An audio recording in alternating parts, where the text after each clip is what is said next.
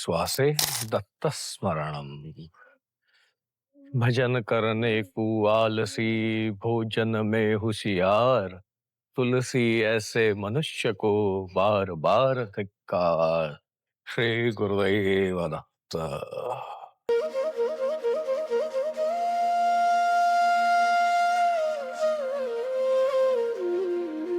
तथास्तु योगम।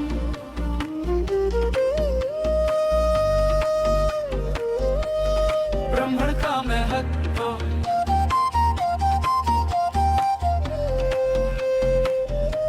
तथास्तु योगम।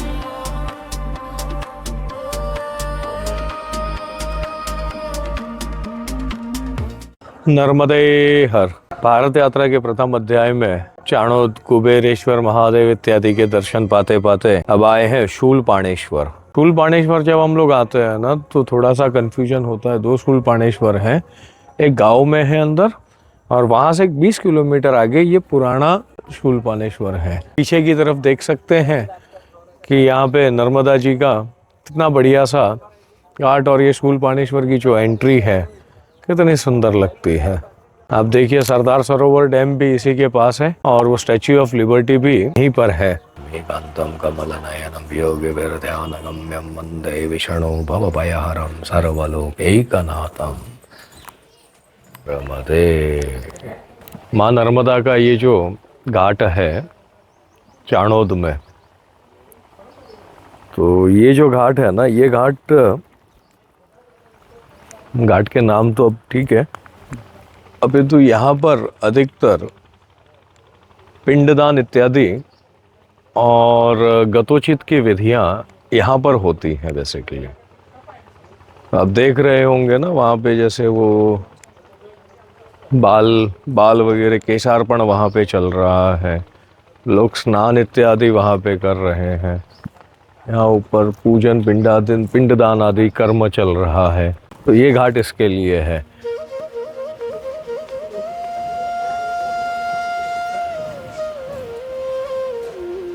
तर्पण जल है ये। बस यही अपने पितरों के मोक्ष की कामना के लिए लोग यहाँ पर आते हैं, श्रद्धापूर्वक पिंडदान इत्यादि करते हैं यहाँ पर। और ये है घाट, आप देखिए, इसके दर्शन कीजिए, और आपको दूसरे चाणोद के और दर्शन कराते हैं। तब तक के लिए आनंद करो। चित्रगुप्त जी के द्वारा यहाँ तप किया गया, और ये महादेव जो स्थापित हुए उनका नाम हुआ चित्रगुप्त महादेव। बोलो महादेव हर। ये चित्रगुप्त महादेव के दर्शन करते हैं, और साथ साथ में एक योगी की यहाँ पे छवि है। इन्होंने यहाँ तपस्या की होगी। बहुत सुंदर से, बहुत प्यारे से चित्रगुप्त महादेव हैं। सभी दर्शन पाइए। तथास्तु योगम।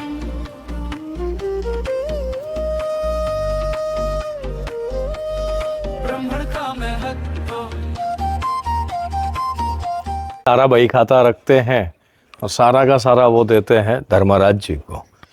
धर्मराज जी हमारे कर्म के अनुसार हमको फल देते हैं। बहुत से लोग कहते हैं कि यमराज तो दंड देते हैं, कोई कहता है कि ग्रह दंड देते हैं। नहीं, ना यमराज जी दंड देते हैं, ना ग्रह दंड देते हैं। हमारे कर्मों के कारण हम वो दंड को पाते हैं। अब हम बैंक में जो चीज जमा करेंगे उसी का हमको ब्याज मिलेगा। तो अगर हमने पाप बोया है तो हमको पाप खाना है, पुण्य बोया है तो पुण्य खाना है। फिर तो दोनों में नहीं पढ़ना, निस्वार्थ में पढ़ो, मोक्ष पालो। तो खैर, धर्मराज जी के दर्शन करते हैं। महादेव हर। ये धर्मराज जी हैं। बहुत सुंदर बनाया हुआ है शिवालय, और बहुत ही रम्य स्थल भी है ये। यहाँ पे जो हम आए हैं ना, ये यमराज जी का मंदिर है। तो धर्मराज और यमराज है तो एक ही। यमराज जी दक्षिण द्वार को देखते हैं, बाकी 3 द्वार को धर्मराज जी देखते हैं। तो हम लोग आए हैं बहुत पुराने मंदिर में, जहाँ पे प्राचीन काल का ये है, और यही यम देवता ने अपना तपस्या किया था। नर्मदे हर।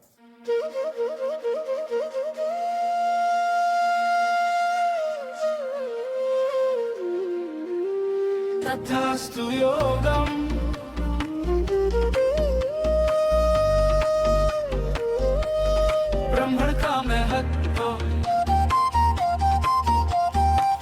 नमो वयम।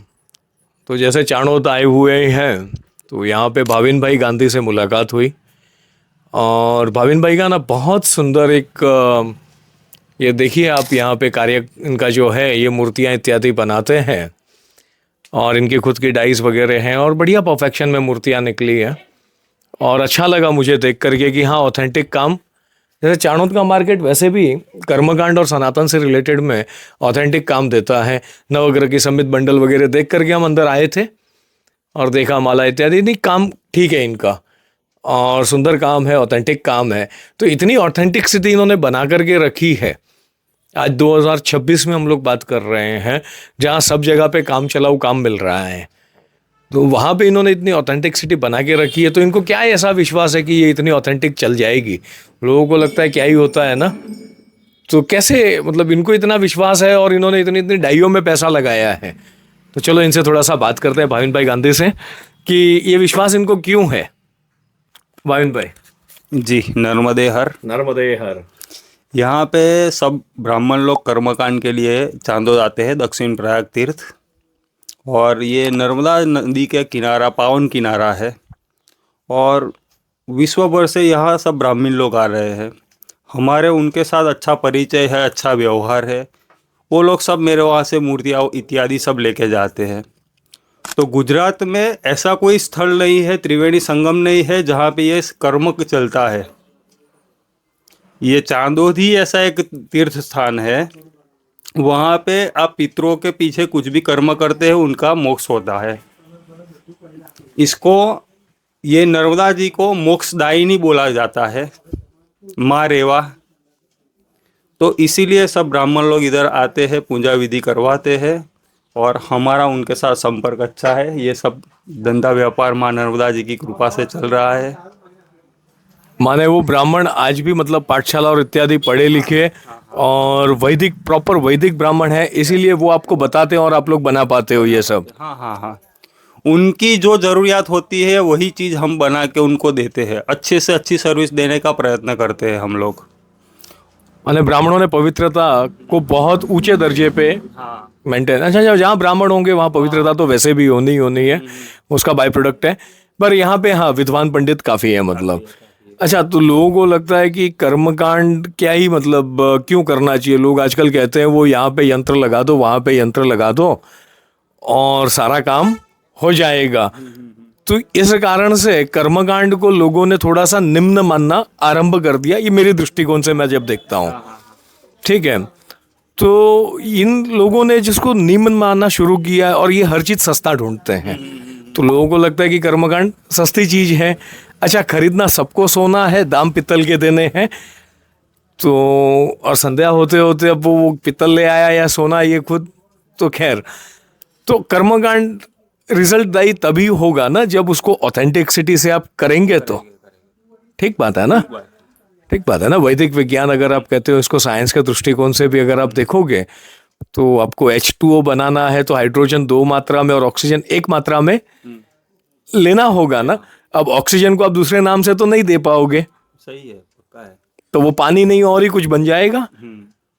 तो वैसे ही पंचधातु, अष्टधातु इत्यादि के बारे में जब बात चलती है, जैसे आपका ये है ना, तो पंचधातु अष्टधातु में भी आजकल मिलावटें हो रही है, काफी हो रही हैं।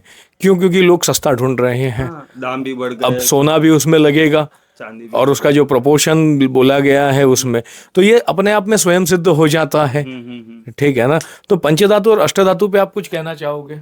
नहीं, ऐसा अभी क्या है कि अभी सिर्फ बोलने की चीज़ है। पंचधातु ऐसा कुछ होता ही नहीं है, अभी कुछ डालते ही नहीं है, क्योंकि रेट ही अभी सिल्वर और गोल्ड का इतना बढ़ गया है। तो काफ़ी लोग हम देंगे तो भी वो कारीगर नहीं डालेगा। ये सब अभी ब्रास में ही कास्टिंग होता है सब।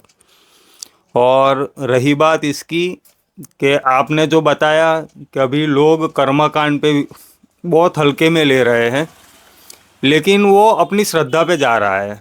लोग इतने दुखी भी है और कर्म भी करवा रहे हैं साथ में। तो उनको ऐसा दूर दूर तक ऐसा भी महसूस हो रहा है कि हम पितरों के पीछे कुछ भी कर्म करेंगे तो हमको उसका अच्छा फल मिलेगा। वो श्रद्धा लेके ही चांदोद में आते हैं, सब लोग कर्मकांड करवाते हैं। बहुत सुंदर बात भाविन भाई आपने कहा। श्राद्ध ये वास्तव में श्रद्धा का विषय है, ठीक है ना। अब श्राद्ध में तो कैसा होता है कि जो जैसा होगा, अच्छा पितरों के लिए करना है, अच्छा अपने पितृ तो हमको जानते ही हैं, अच्छा हमारी कोई भी चीज उनसे छुपी नहीं है। पर मेरा कहना ये हो जाता है कि जैसे मान लो कि आप कोई दूसरा कर्म कराते हो, काम्य प्रयोग आप जब कराते हो, तो जब आपकी कामना है, ठीक है, कि मान लो कि आजकल महामृत्युंजय एक ऐसा चीज है जो लगभग सबको पता है, बाकी अब कर्मकांड का अनुष्ठान तो बहुत विस्तार है, पर एक महामृत्युंजय पे हम लोग बात करते हैं छोटी सी।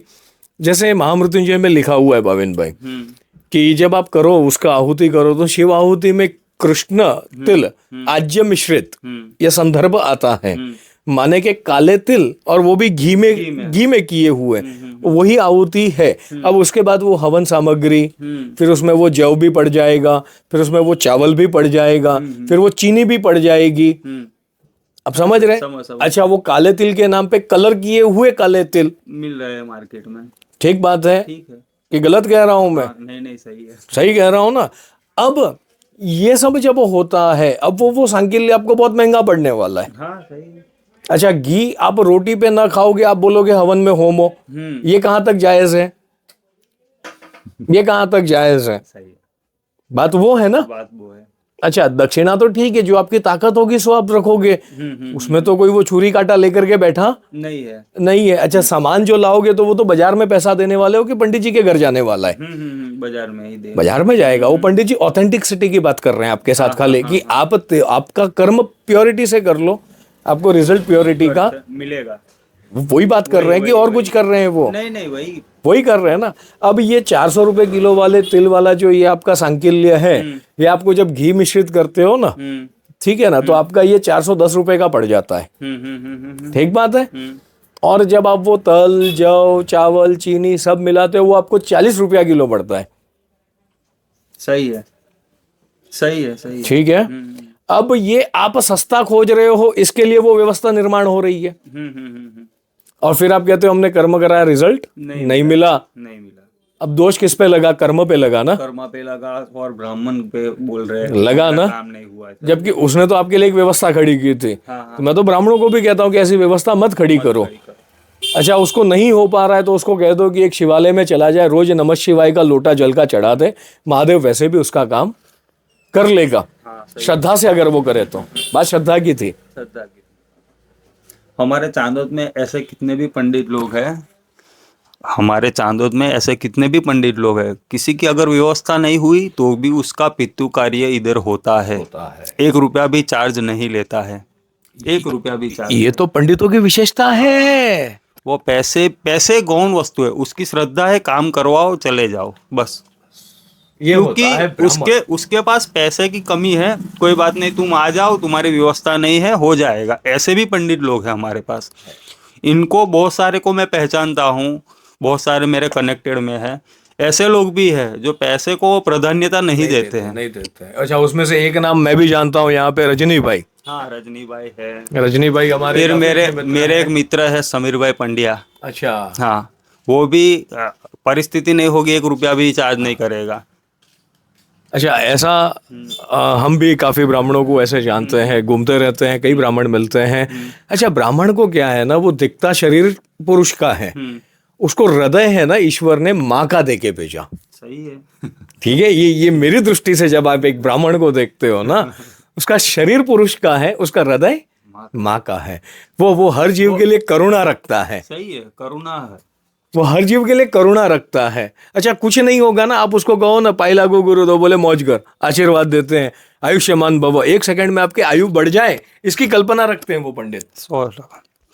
वो देने के लिए ही भेजा गया है पृथ्वी पे। अब वो देने के लिए आया, वो दातार है, वो देने के लिए ही भेजा गया। क्या हो जाता है, हम लोग टीवी ज्यादा देखते हैं, तो वो टीवी में वो ब्राह्मणों को भिक्षुक बना करके छोड़ दिया। तो वो हमारे सबकॉन्शियस माइंड ने वो ब्राह्मणों को भिक्षुक ही पकड़ करके, ब्राह्मण तो दातार है ना। अच्छा, संसार में हम तो कहते हैं कि कई बार अगर आप बीमार पड़ते हो, खर्चने के बाद भी अच्छा आशीर्वाद कहीं से भी नहीं मिलता है, और वो बिना पैसे का देता है।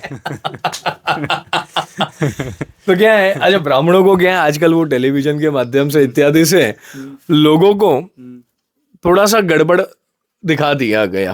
अभी तो एक मूवी भी आया है अभी सेंसन उसका वन नाम वो भी नहीं लेते कैंसर हम। नहीं नहीं वो हम उसका वो नाम बात भी ही नहीं नहीं करनी लेते। है। हाँ, लेकिन हाँ। वो ऐसी चीज अगर गवर्नमेंट उस पे काबू रखती है तो वो चीज आनी ही नहीं चाहिए ना मार्केट में। आप कभी भी देख लेना, अगर फिल्मों की अगर आप बात करो ना, तो एक विद्वान व्यक्ति से मेरी बातचीत हुई थी, ऑफ कैमरा हुई थी। उन्होंने मेरे को कहा था कि शोले पिक्चर अगर आपने देखी हो ना, शोले पिक्चर, हाँ हाँ हाँ। तो वो पूरे गांव में सब हिंदू थे। एक खाली चाचा था जो 5 बार नमाज पढ़ता था, उसके लिए मस्जिद थी। मस्जिद थी, सही है। वो दिखा है वही। और हनुमान जी का एक पुराना सा कोई मंदिर जैसा, से। और वो उसको भी व्यंग्यात्मक रूप में। वहां पे अपने वो साउंड दे के उसको प्रपोजल स्थान बना दिया वो। हमारे एक पंडित मित्र हैं, और उनको हम लोग वो कहते हैं कि हर हर पिक्चर में पंडित जी चोर और अब्दुल ईमानदार। तो ये सबकॉन्शियस माइंड में आपके फीड कर दिया गया। वो दिया बुझ गया और वो ड्रामेटिकल म्यूजिक बज गया, बच्चे का एक्सीडेंट हो गया, आपने पकड़ लिया कि अब शकुन हो गया। ना पुस्तकों में पढ़ा, ना किसी ने पढ़ाया। तो ऐसी कई चीजें जो भ्रांतियां डाल चुके हैं। तो थोड़ा कोशिश है कि हाँ, इन सब शो के माध्यम से नहीं, अपने लोगों की थोड़ी सी भ्रांतियां दूर करें। अपने बच्चों को भी वही परवरिश देनी चाहिए। अगर हम लोग नित्य कर्म नहीं करेंगे, मंदिर नहीं जाएंगे, जल अर्पण नहीं करेंगे, शनिवार को हनुमान जी के मंदिर नहीं जाएंगे, तो अपने बच्चों को हम क्या संस्कार दे पाएंगे? जो वो देखेगा वही वो पाएगा कि मेरे पापा जी ऐसे करते थे तो हमको ऐसा करना पड़ेगा। अगर हम मंदिर जाते उसके हाथ में 100 का नोट पकड़ाएंगे, भाई तू दान पेटी में अर्पण कर, तो उसको वो हाथ उसका ऐसा ही बढ़ेगा कि चलो मेरे पापा करते थे मैं भी करूं। तो हम लोग को ऐसा कुछ करना चाहिए कि जैसे अपने जो आने वाली पीढ़ी है उसके ऊपर एक ऐसा प्रभाव पड़े कि ये मेरे पापा कर रहे थे, ये सनातन पद्धति है, ये कर्म होता है, ये ऐसा होता है, वो सब करना चाहिए। भाविन भाई से बात करने का बड़ा आनंद आ रहा है और बहुत अच्छे विषय ये निकाल रहे हैं। बच्चों के संदर्भ में ऐसा है ना कि कहीं जाते हैं ना, तो वो माँ बाप कहते हैं बच्चों को कि गुरुजी आए हैं, पैर छुओ, आशीर्वाद लो। तो हम उनको कहते हैं कि नहीं, ऐसा नहीं करते ना, आप ऐसे नहीं बोलोगे उनको, आप रोज छूना शुरू हो जाओ।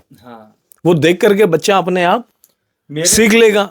अच्छा, लोग कहते हैं कि वो मोबाइल महाराज बच्चों के हाथ से छूटता नहीं, आपके हाथ से छूटता नहीं है, तो बच्चे वही देख रहे हैं। अच्छा, आप उसको ले जा करके एक अभ्यास उसका रोज बन जाएगा, रोज वो शिव के ऊपर लोटी चढ़ाएगा, वो जीवन में कभी दुखी नहीं होगा। अच्छा, सनातन जितनी छूट कोई धर्म में नहीं है। वो एक घर में 10 लोग रहते हैं, सबके इष्ट अलग है। सही है, पक्का है। सबके इष्ट अलग है और फिर भी मिलजुल करके रहते हैं। रहते। किसी को गणपति में श्रद्धा है तो किसी को हनुमान जी में है। हाँ। अच्छा, किसी को माता जी में, किसी को महादेव में। पक्का है। अब इतनी छूट कौन कहाँ है? और कोई अपना ऐसा सनातन धर्म है, किसी के ऊपर थोपा नहीं गया है। जिसको जो चाहे वो। सनातन धर्म से ज्यादा है ना, एक जीवन जीने की कला है ये। सब धर्म कहीं ना कहीं अपने को ऐसा ही सिखाते हैं कि आप नेक बनो, नेक कर्म करो, सबसे मिलजुल के रहो। वही चीज है, सब निकल के तो वही आएगा। किसी को डिस्टर्ब मत करो, आप अपनी लाइन लंबी करो, परमात्मा से जुड़ने की कोशिश करो। बहुत अच्छी बात कहते हो। दूसरा तो कोई सिखाता नहीं है।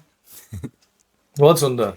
चलो, आनंद आया भाविन भाई से बात करके। अच्छा, भाविन भाई की दुकान है ये चाणोद में, और ये लास्ट में हम बाहर से उनका बोर्ड वगैरह भी डाल दें। काशी विश्वनाथ महादेव के एग्जैक्ट सामने ही भाविन भाई बैठे हैं। श्री जी नाम से दुकान है। चाणोद आओ तो जरूर मेरी शॉप पे पधारना, नर्मदे हर। तो आप पधारिए, और भाविन भाई के पास हाँ काफ़ी ऑथेंटिक चीज़ें मिलेंगी, अच्छी मिलेंगी, और ज़्यादा दाम वगैरह कसाकसी नहीं करते हम लोग जीवन में। थोड़ा सा क्या है, अच्छी चीज़ लेने निकले हो तो जो पोसा है वैसे लो, नहीं बड़ा लेना है तो छोटा लो, है ना। अच्छा, शिव तो कंकर में, नर्मदा का कोई कंकर उठाकर घर ले जाओ, वही शिवलिंग बना दो। पूरे गुजरात में मेरी शॉप ऐसी है कि वहाँ पे केजी के हिसाब से मूर्तियाँ मिलती है। नर्मदे हर। नर्मदे यार।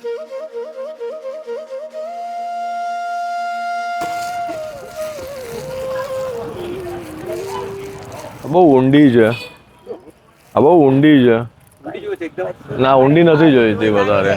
ચલતી છે પેલી લાલ ભાઈ છે સફેદ બધા સફેદ હા પણ થોડું સારું લાકડું જોઈએ છે આ સેવનનો આવશે આ ભાઈ હા સેવડનો હા એ સેવનનું પિક્ચર સરસ આવશે હા પણ તો આ એ તૂટી તો જાય છે મેં વચમાં મંગાવ્યા હતા કોઈકના પાસે ચાણોદથી જ આવ્યા હતા અહીંયાથી ખરી જાય છે કઈ કરીએ અહીંથી यहाँ वैसे 12 से 3-4 बजे तक प्रसादी वगैरह होती है तो आज हमारी भी प्रसादी यहीं हुई है बड़ा आनंद आया मृत्युंजयाय रुद्राय नीलकंठाय शंभवे अमृतेशाय शर्वाय महादेवाय ते नमः कार्तिकेश्वर महादेव की जय